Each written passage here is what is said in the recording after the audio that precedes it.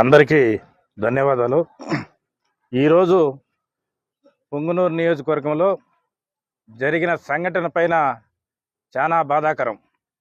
ఎందుకంటే ఈ ఎంపీ మిథున్ రెడ్డి గారు ఇప్పటికే అతని ఉనికి కోల్పోతాదని చెప్పి అతను ఏదేదో పుంగనూరు నియోజకవర్గంలో చేయాలా, అల్లర్లు సృష్టించాలని చెప్పి గత 20 రోజులుగా ఆయన ప్రయత్నాలు ఆయన కొనసాగిస్తూనే ఉన్నాడు. ఎందుకురా అంటే ఈరోజు ఉదయం తెల్లవారే 8 గంటలకే నువ్వు తిరుపతిలో కానీ పోలీసులకు కానీ ఎటువంటి ఇంటిమేషన్ ఇవ్వకుండా పుంగనూరు పట్టణంలోకి వచ్చి బయట నుంచి తిరుపతి నుంచి యూనివర్సిటీ నుంచి రౌడీలు ఒక్కొక్కరు 5 కేసుల మీద ఉండే రౌడీలను పిలుచుకొని 40-50 మందిని నీ వెంట పిలుచుకొని 10 కార్లకు తెల్లవారు 8:50 నీకు పుంగనూరులోకి ఏం పని నేను అడుగుతా ఉండా.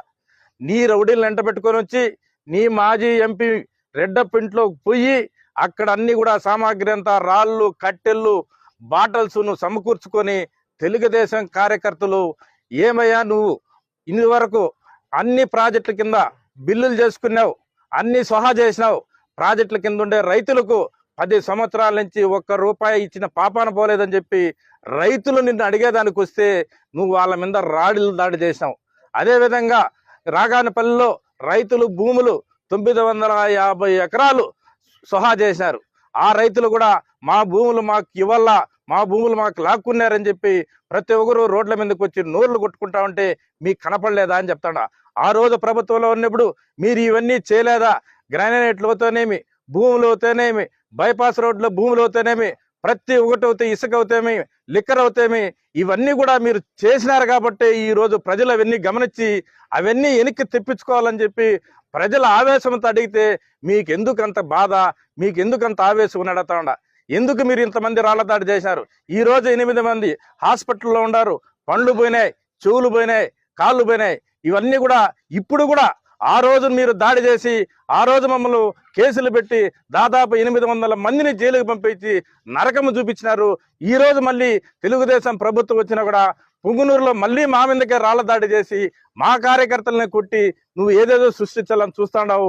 నీ గన్మెన్ల కోసము, నీ ప్రయత్నము, నీ ప్రొటెక్షన్ కోసము చేసుకునే ప్రయత్నాలు అందరినీ బలి చేస్తున్నావు. నీ కార్యకర్తలు అవుతేనేమి, తెలుగుదేశం కార్యకర్తలు అందరూ కూడా నీ వెంట ఎవరు వచ్చినారు? ఈ రోజు పొంగనూరు ప్రజలు ఎవరు నిన్ను నమ్మడం లేదు, నీ వెంట రావడం లేదు. ఎవరు కానీ ఏ మండలం నుంచి కూడా రాలేదు.